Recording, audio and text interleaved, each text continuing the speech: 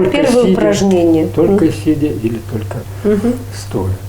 Ну, первое дыхательное упражнение – это как бы полное дыхание, так называемое йоговское дыхание. В отличие от обычного, естественно, начинаете контролировать свое дыхание тем, что вы сами сознательно следите за дыханием.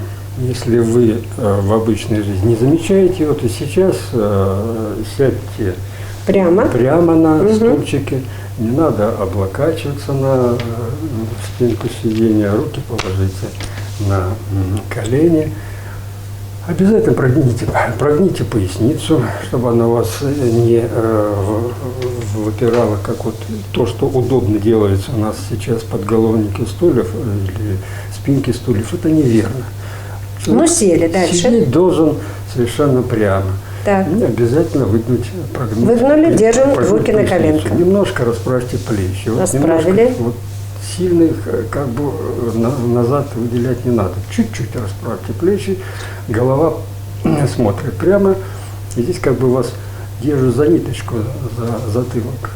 Чуть-чуть наклоните голову, опустить подбородок. Вот это естественное положение или как бы исходное положение для того, чтобы заниматься дыхательными упражнениями. Первое упражнение – полное дыхание. Полное дыхание состоит из вдоха и выдоха, но делайте и вдох, и выдох как можно более медленно и как можно более неслышно. Принцип самого дыхательного цикла. Когда вы делаете вдох, то сначала вдох начинается, как вдох, так и выдох начинается снизу живота.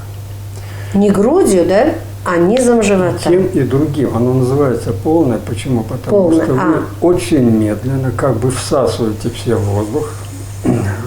Вдыхать надо носом, потому что нос дает такую возможность дыхания носом, и оно замедляется тогда дыхание. Вы не сразу вот вдохнули, а медленно вы как бы сосете, вы как бы принюхиваетесь к воздуху. И вот тогда получается такой длинный медленный вдох. Сначала при дыхании обязательно применяется как бы контроль диафрагмы, поэтому дыхание животом – это тогда, когда диафрагма опускается в это время. То есть вот вы вдыхаете, вот, вдох носом медленно, как бы сосать воздух, но не шумно. Вот вы сейчас дышите. Шумливее, да? Не шуметь и дышать низом живота. Вот, поняла. Начинается низ живота, вы опускаете диафрагму, вдох, выпираете живот, потом дальше вдох заполняет, легкие заполняются срединной части, и потом немножко, чуть-чуть еще расправьте плечи, и у вас немного зашел воздух еще в верхнюю часть легких. То есть основное заходит вниз, потом в середину легких и где-то покажите, пожалуйста. Одна четверть идет пожалуйста. в верхнюю часть легких. Покажите. Вдох.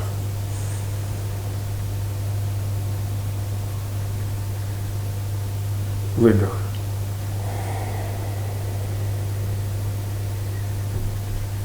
Значит, как вдох делается, я уже сказал, выпячиваете живот, в это время диафрагма опускается, и у вас, естественно, всасывается воздух. Выдох. Теперь вы немножко напрягаете ягодицы, и в это время сжимаете живот. И у вас естественным образом, вот при таком положении, естественным образом воздух будет выходить. Это полное йоговское дыхание. Это когда живот сначала выпячивается, а потом живот с усилием, некоторым усилием ануса и ягодиц вдавливается. Давайте попробуем. Таких циклов сделайте 5. Всего-навсего 5. Вот это очень мало времени занимает. Вот 5 раз. Давайте 5 раз начали.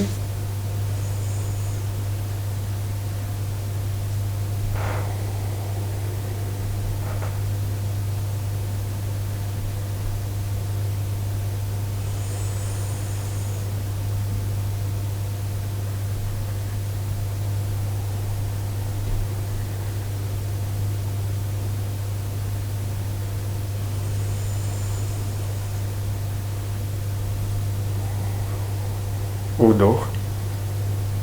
Выпячивается желудок. Выдох. Втягивается живот. Опускаются плечи. И последний раз вдох. Выпячивается живот. Расправляются плечи. Выдох. Втягивается живот. Немножко плечи опускаются. Достаточно. Это так называемое полное дыхание. Основные моменты, о которых я сейчас говорю. Первое. Дыхание должно быть очень тихим и настолько долгим и медленным, насколько это для вас приятно. Еще, что хотел бы вообще о свойстве дыхания сказать, что йоговское дыхание направлено на то, чтобы научить человека меньше потреблять кислорода и наоборот увеличивать в крови состояние и количество углекислого газа. Углекислоты, да? Углекислого газа. Углекислота как таковая, углекислый газ является продуктом распада углекислоты.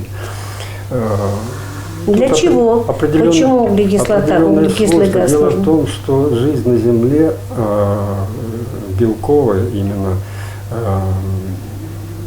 жизнь клеток простейших, она началась в те времена, это миллионы лет назад, когда на Земле господствовал углекислый газ. Углекислый газ – это основа жизни, и наша жизнь зародилась именно только потому, что был углекислый газ. Теперь вот углекислого газа со временем, в настоящее время, вместо, если раньше углекислый газ занимал примерно 80-90% атмосферы, то сейчас наоборот. А кислород занимал примерно 10-8%, сейчас наоборот, соотношение кислорода 20%, а углекислый газ его 0,07%. Поэтому, как я уже сказал, задача вот этих комплексных упражнений, специальных упражнений для дыхания, научиться увеличивать число углекислого газа или количество углекислого газа, его качество в крови. Для чего это нужно? Углекислый газ, как я уже сказал, является естественным и натуральным компонентом кислоты. Он там должен быть. У нас очень много кислорода. Кислород в большом количестве, он угнетает жизненные органы. Он влияет на кровеносную систему таким образом, что сжимаются сосуды, сжимаются капилляры.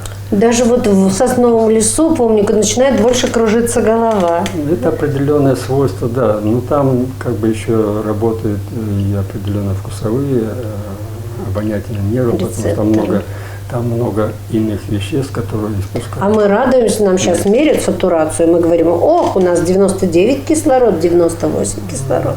С кислородом нужно быть очень осторожным. Если кислород у нас, я говорю, избыток в атмосфере кислорода, как раз отсутствие или малое количество углекислого газа делает организм вялым, он делает организм более предрасположенным к болезням, именно потому, что углекислый газ, как бы его количество уменьшается и затухает, и угнетается определенные функции.